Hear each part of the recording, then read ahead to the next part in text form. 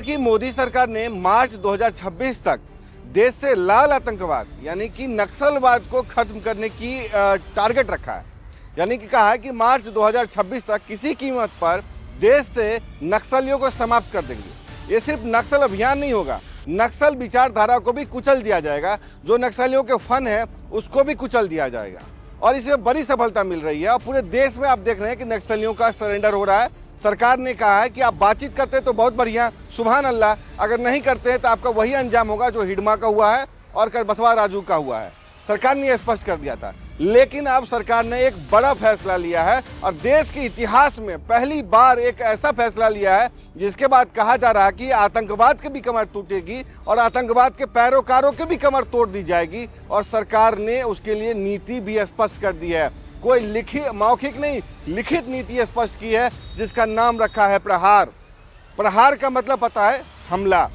हमला उस पे होगा जो आतंकवाद को बौद्धिक रूप से, वित्तीय रूप से, एक धार्मिक रूप से, तमाम रूप से, सामाजिक रूप से उसको सहयोग देते हैं, उसको प्रश्रय देते हैं। और उन लोगों पे भी हमले होंगे, उन लोगों पे भी टारगेट किया जाएगा, उनसे भी निपटा जाएगा जो कह लें कि 4 बजे जाकर के सुप्रीम कोर्ट को मजबूर करते हैं, कोर्ट को मजबूर करते हैं कि आप सुप्रीम कोर्ट का दरवाजा खोलो, कोर्ट का दरवाजा खोलो और आतंकवाद की, मानवाधिकार की चिंता करो।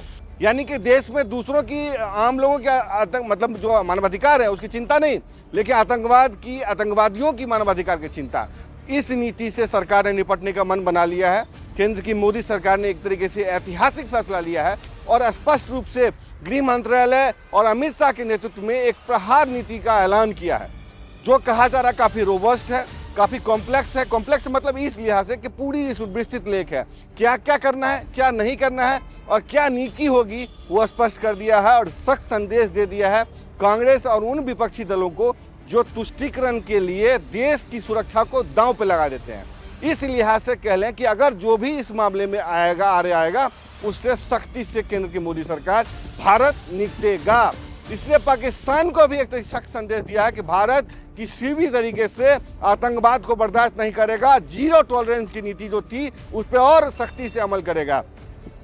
बांग्लादेश में तारिक रहमान के आने के बाद भी एक तरीके से स्पष्ट कर दिया गया है कि बांग्लादेश को भी संभल जाने की जरूरत है, खबरदार करने की जरूरत है। मोदी सरकार ने वो कर दिया है। आपको हम इससे पहले कि बताएं कि केंद्र की मोदी सरकार की प्रहार नीति क्या है, उसमें क्या कुछ होने वाला है और क्यों लाया गया है, ये हमको बताएंगे आपको। लेकिन समझिए कि इसके बाद से कांग्रेस की या दूसरे दलों की बैंड बज गई है और उनकी नींद उड़ गई है कि जो उनके पैरोकार इस मामले में लगे रहते, छद्म रूप से उनको सपोर्ट करते थे, आतंकी स्लीपर सेल्स को सपोर्ट करते थे, उनका क्या होगा। क्योंकि जो बौद्धिक रूप से देंगे उनका भी कमर तोड़ी जाएगी, NGO की भी कमर तोड़ी जाएगी, फंडिंग रोकी जाएगी, वित्त पोषण रोकी जाएगी, बौद्धिक सपोर्ट वालों की भी कमर तोड़ी जाएगी। ये तो मोदी सरकार ने स्पष्ट कर दिया है। आपको बताएं कि जो प्रहार नीति है वो एक तरीके से रोबस्ट है और इसका जो टारगेट है कि 2029 तक आतंकवाद को भारत से जड़ से समाप्त कर देना है। यानी कि आतंकवादियों को भी,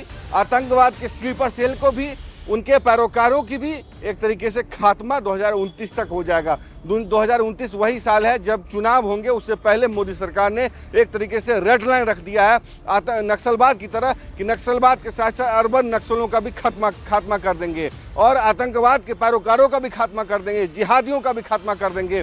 सरकार ने स्पष्ट किया है कि आतंकवाद को धर्म से जोड़ना ठीक नहीं, लेकिन जो धर्म की आड़ में इस तरीके की कार्रवाई करेंगे उनको किसी कीमत पे छोड़ा नहीं जाएगा।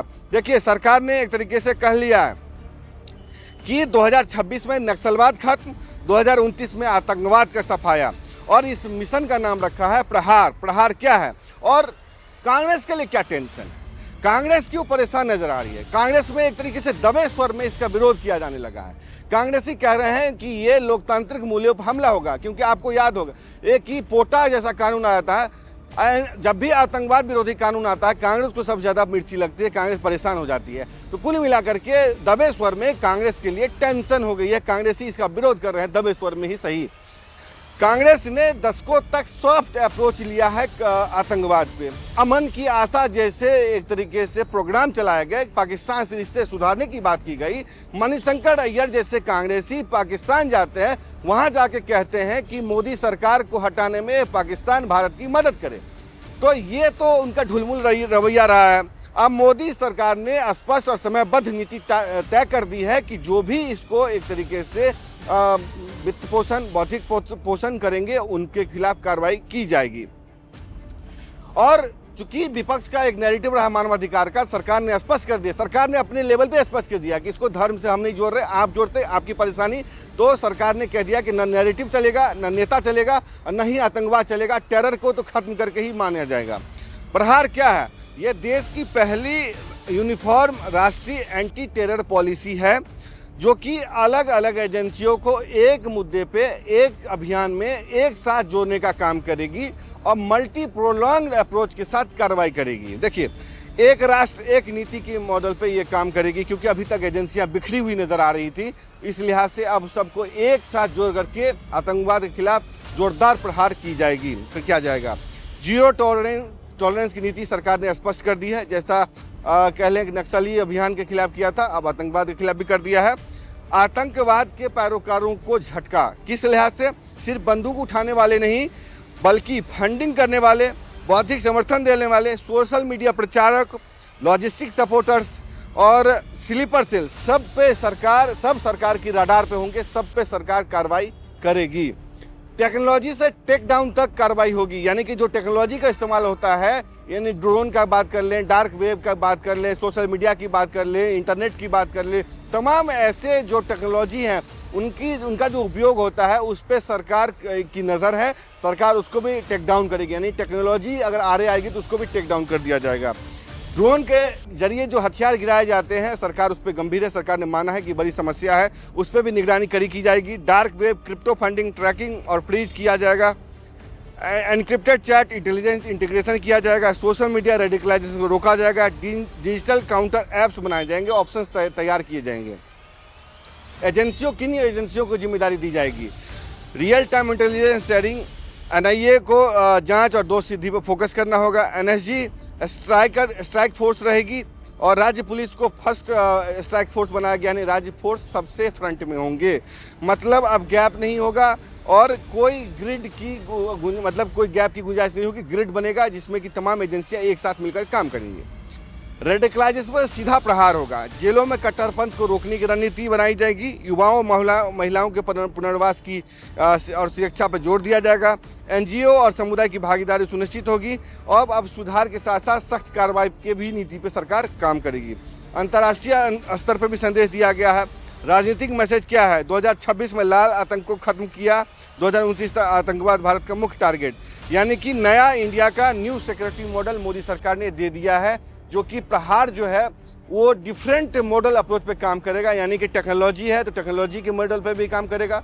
जो डार्क वेब है, क्रिप्टो है, उसके बाद करें इंटरनेट है, सोशल मीडिया कैंपेन है, लोन वुल्फ अटैक है, तमाम ऐसे अटैक जो हैं जो भारत को चुनौती प्रदान करते हैं, उस पर काम होगी। सरकार आतंकवादी जो भाग जाते हैं उन पर भी कार्रवाई करेगी, जो भगोड़े हैं उन पर भी कार्रवाई करेगी और तमाम ऐसे लेवल पे एजेंसियों को मिला करके काम करेगी जो कि कह लें कि इन आतंकवाद को 2029 तक खत्म करने में अपनी महत्वपूर्ण भूमिका निभाएंगे। इसी लिहाज से विपक्षी दलों को इस बात से परेशानी हो रही है कि अगर सरकार इस मामले में आगे बढ़ती है, क्योंकि जो वैचारिक रूप से इनको सपोर्ट करते हैं, यानी कि जो लॉयर्स हैं, जो एनजीओ हैं, जो रिसर्च पेपर पब्लिश करते हैं, जो कि सॉफ्ट रूप से इनकी छवि को बनाने की कोशिश करते हैं। आपको याद होगा जब याकूब मारा गया था, फांसी दी गई थी, तो कहा गया था एंड दे हैंग याकूब, यानी मीडिया में जो सॉफ्ट एक तरीके से छवि बनाई जाती है उनको, जो उनके स्लीपर सेल्स हैं, जो मीडिया में हैं, बॉलीवुड में है, जो उर्दू गैंग है, दाऊद गैंग है, डी कंपनी है, इन सब पे प्रहार मोदी सरकार प्रहार के जरिए करेगी और 2029 तक हम उम्मीद कर सकते हैं कि स्लीपर सेल सहित आतंक और आतंक के पैरोकार बिल्कुल खत्म हो जाएंगे, जैसा कि नक्सलवाद होने जा रहा है। आप पूरे मामले पे क्या सोचते हैं? क्या सरकार को ये नीति लानी चाहिए थी और लानी पड़ी है तो क्यों लानी पड़ी है? अपनी राय जरूर दें। तब तक देखते रहें एनएमएफ न्यूज़। नमस्कार।